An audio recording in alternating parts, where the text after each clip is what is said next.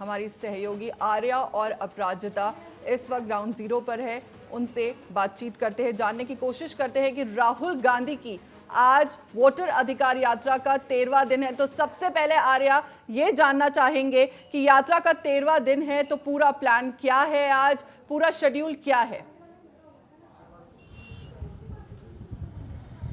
बिल्कुल फौजिया, आज यात्रा का 13वां दिन है और जैसे जैसे ये यात्रा मंजिल की ओर बढ़ रही है, यानी कि अगर इस यात्रा की बात करें तो ये यात्रा 17 तारीख से शुरू होकर 1 तारीख को महारैली पटना में होने वाली है। लेकिन आज ये यात्रा बेतिया से शुरू होकर आपको बता दें कि सीवान जाएगी और वहाँ पर ब्रेक होगा। और इस यात्रा के शेड्यूल की बात की जाए तो जगह जगह ये यात्रा रुक रही है। जगह जगह इसलिए रुक रही है जहाँ पर लोगों का जमावड़ा देखा जा रहा है, लोग वहाँ पर खड़े हैं, वहीं पर राहुल गांधी की काफिला रुक जाता है।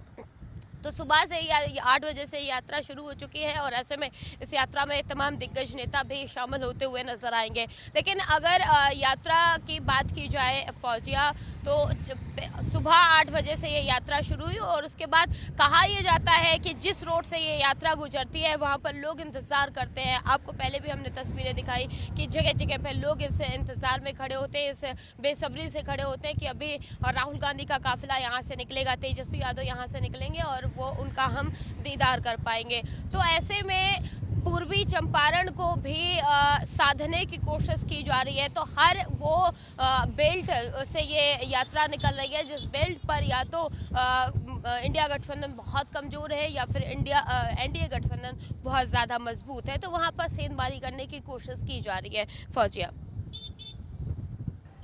यात्रा की शुरुआत से अब तक लोकल लोगों का मूड कैसे बदल रहा है, ये जानना चाहेंगे कि स्थानीय लोगों से आपने क्या बातचीत की, वो इस यात्रा को और राहुल गांधी के बयान को किस तरह से देख रहे हैं, किस तरह से ले रहे हैं? बिल्कुल फौजिया, अगर यात्रा और आम लोगों की बात करें तो 17 तारीख से ये यात्रा शुरू हुई थी। सासाराम से इसका फ्लैग ऑफ हुआ था और उसी दिन इस यात्रा में भारी संख्या में लोग मौजूद हुए थे। जमघट लगातार बढ़ता जा रहा था, लोगों का जमावड़ा बढ़ता जा रहा था, लोग बेसब्री से इंतज़ार भी करते हुए नजर आए। लेकिन जैसे जैसे ये यात्रा आगे बढ़ती गई वैसे वैसे लोगों का हुजूम, जनता का हुजूम और भी बढ़ता गया, क्योंकि इस यात्रा का मोटिव है लोगों तक उनके अधिकार की बात पहुंचाना और ये संदेश देना कि हम आपके अधिकार की बात कर रहे हैं, आपका अधिकार छीनने नहीं देंगे। तो ऐसे में लोग काफ़ी एक्टिव नज़र आ रहे हैं, लोगों तक वो संदेश बखूबी पहुंच रहा है। और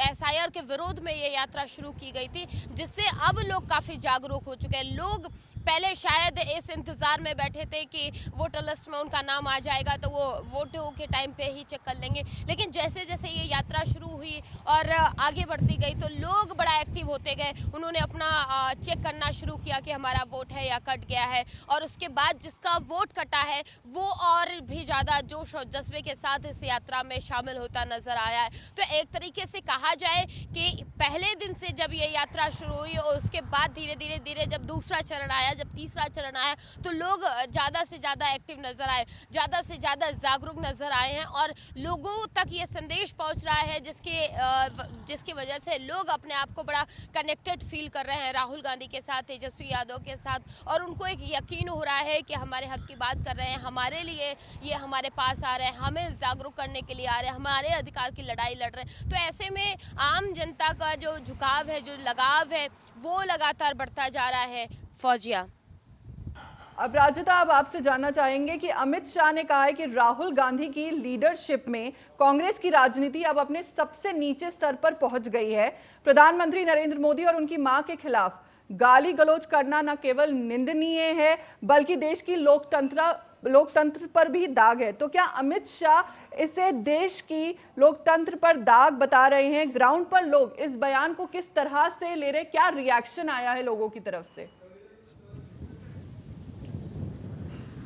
बिल्कुल फौजिया, देखिए ये एक बहुत ही महत्वपूर्ण सवाल पूछा है आपने, क्योंकि जिस प्रकार से राहुल गांधी लगातार यात्रा अपनी निकाल रहे हैं उसमें हम देख रहे हैं कि भीड़ जो है बड़ी तादाद में देखने को मिल रही है। लोगों का हुजूम लग रहा है, लोग अपने नेताओं का दीदार करने के लिए सड़कों पर उतर पड़े हैं। लेकिन कहते हैं ना कि जब आप किसी भी जगह से नेतृत्व करते हो, वहाँ की लीडरशिप लेते हो, तो वहाँ की अच्छी चीज़ें और बुरी चीज़ें सबका भार आपके कंधे पे होता है। वही चीज़ हमें यहाँ पर भी देखने को मिल रहा है। हमने देखा कि दरभंगा के सिमरी की ही बात है, ये वीडियो बहुत ज़्यादा वायरल हो रहा है, जहाँ पर राहुल गांधी जब जनसभा को संबोधित करते हैं, लोगों के बीच जाके वोट अधिकार यात्रा के माध्यम से जब वो लोगों को वोट चोरी जैसे मुद्दे पे बताते हैं, लोगों के हक की बात करते हैं। और सबसे बड़ी बात है कि राहुल गांधी लगातार लोकतंत्र की रक्षा की बात करते हैं, संविधान की रक्षा की बात करते हैं। ऐसे में हमने देखा कि दरभंगा के सिमरी से बिठौली जगह था, जहाँ पे उनके कार्यकर्ताओं और कुछ लोगों ने मिलकर नरेंद्र मोदी को गाली दी, उनकी मां को गाली दी।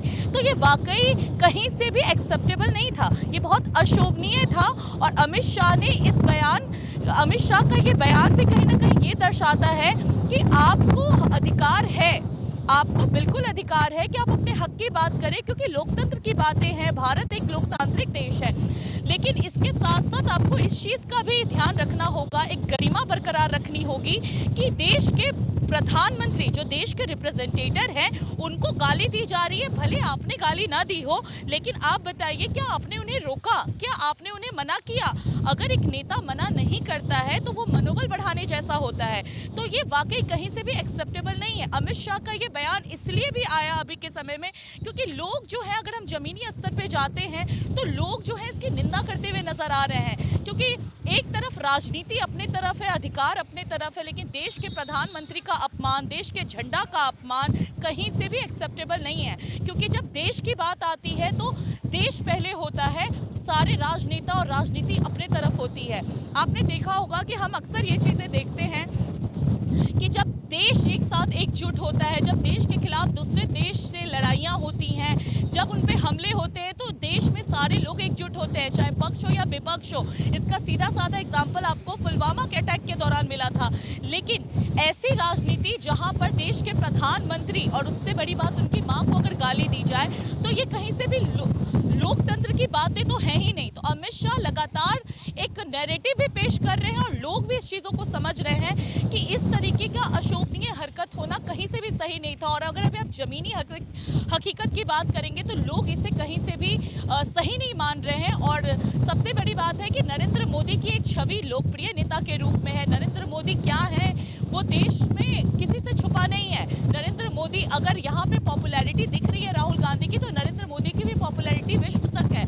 ऐसे में देश के प्रधानमंत्री को यूं इस प्रकार गाली देना, उनकी माताश्री को गाली देना, ये लोगों को कहीं से भी हजम नहीं हो रहा है। और ये लोकतंत्र का निचला स्तर बताने का सबसे बड़ा कारण इसीलिए भी है क्योंकि यहाँ पर जिनके नेतृत्व में ये यात्रा निकाली जा रही है उन्होंने इस पर एक टिप्पणी नहीं की। और जब लगातार लोगों की तरफ से ये नारे लगवाए जा रहे हैं, नेता प्रतिपक्ष की तरफ से नारे लगवाए जा रहे हैं कि वोट चोर, गद्दी चोर, और ये कहा जा रहा है कि नरेंद्र मोदी प्रधानमंत्री, आज देश का आज देश का बच्चा कह रहा है कि प्रधानमंत्री जो हैं वो चोरी करते हैं, वोट की चोरी करते हैं। तो जिस तरीके से एक नैरेटिव पेश किया जा रहा है, इसी वजह से अमित शाह जो है वो लगातार बताने की कोशिश कर रहे हैं कि ये किस स्तर की राजनीति कर रहे हैं राहुल गांधी, जहां पे उन्हें कैसी परवरिश मिली है कि वो जो है एक सम्मान नहीं करना जानते हैं। तो ये अपब्रिंगिंग पे भी सवाल उठाते हुए नजर आए हैं अमित शाह। फौजिया, तो अब राजिदा, आपसे ही पूछना चाहूंगी मैं कि क्या लगता है कि बीजेपी वर्कर्स और सपोर्टर्स जो हैं वो अमित शाह के इस बयान से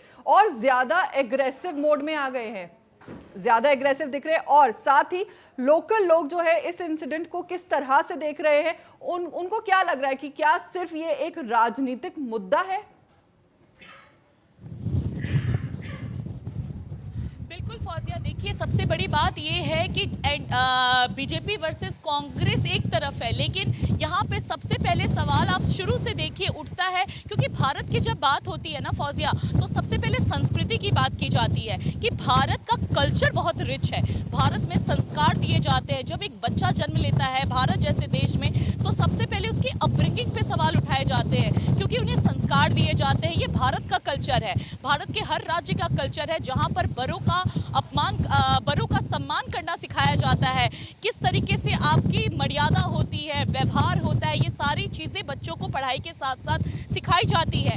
और हम लगातार ये चीज़ें देख रहे हैं, जब भी राजनीति का माहौल इस तरीके से गर्मा गया है कि हम देखते आए हैं कि अभी राजनीति में वो संयम जो है, वो जो कहते हैं सामंजस्य, वो बैठता नहीं दिख रहा है। यहाँ पर तू तराक हो रहा है, यहाँ पर अस्तर जो है वो बहुत ज़्यादा गिरता हुआ नजर आ रहा है।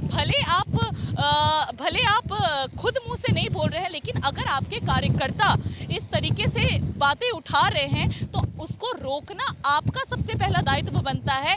ये बातें एनडीए की तरफ से कही जा रही हैं, भले वो राजनीति रूप ले रहा हो, लेकिन इसमें कोई दोराहे नहीं है कि एक आपको मर्यादा बरकरार रखना पड़ेगा। और सबसे बड़ी बात है, यहाँ पे पक्ष विपक्ष एक तरफ है, यहाँ पे बात सिर्फ और सिर्फ है देश को रिप्रेजेंटेट करने वाले प्रधानमंत्री। और जब देश में जब प्रधानमंत्री का अपमान हो, तो वो कहीं से भी लोकतांत्रिक सही नहीं माना जाएगा, क्योंकि आप अपने अधिकार की बात करते हैं, आप सभ्यता की बात करते हैं, आप अभिव्यक्ति की आज़ादी की बात करते हैं, आप संविधान की बात करते हैं, तो आप उसमें ये क्यों भूल जाते हैं कि आपको सबसे पहले अपने देश के प्रधानमंत्री, राष्ट्रपति, इनका सम्मान करना उसमें सिखाता है। संविधान हर एक उस नेता का, हर एक उस रिप्रेजेंटेटर का सम्मान करना सिखाता है जो देश को रिप्रेजेंट करता है। तो इसीलिए ये कहा जा रहा है कि लोकतंत्र का हनन इधर साइड से हो रहा है और एक निचले स्तर की राजनीति हो रही है। और जनता की अगर आप बात करें तो आप क्या मैसेज देने की कोशिश कर रहे हैं? देखिए, यात्रा के माध्यम से राहुल गांधी लगातार मेहनत कर रहे हैं, इसमें कोई दोराहे नहीं है,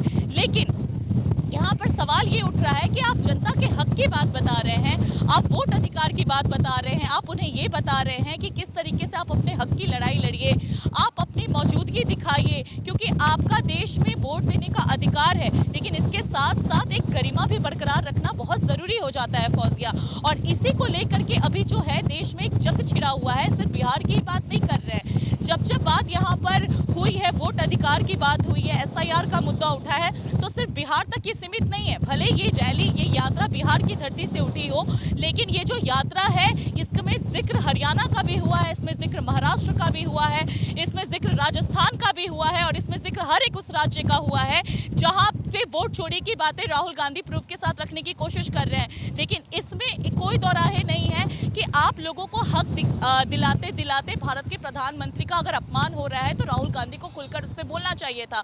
तो अभी ये एनडीए वर्सेस महागठबंधन जरूर हो रहा है, बीजेपी वर्सेस कांग्रेस जरूर हो रहा है, लेकिन सत्ता पक्ष को इस यात्रा के माध्यम से ही बहुत सारी ऐसी चीजें मिल रही हैं जिस पे वो पलटवार करते हुए नजर आ रहे हैं और लगातार जनता को संबोधित करते हुए नजर आ रहे हैं। तो वो कहते हैं ना कि कर्म करने गए और कांड हो गया, ये चीजें राहुल गांधी के लिए लगातार कही जा रही हैं। तो राहुल गांधी तो जतन कर रहे हैं, प्रयास कर रहे हैं, लोगों के हक की बात कर रहे हैं, लेकिन जिस प्रकार से उनके कार्यकर्ता एक्टिव हो करके निचले स्तर की राजनीति कर रहे हैं, वो राहुल गांधी पे बैकफायर होता हुआ नजर आ रहा है, फौजिया। और हम लगातार देख रहे हैं कि सत्ता पक्ष को बैठे बिठाए ऐसे कई मुद्दे मिलते हुए नजर आए हैं जिसमें कि सत्ता पक्ष जो है मजबूती के साथ अपनी आवाजें बुलंद कर रहा है और जनता तक अपनी आवाजें उठा रहा है।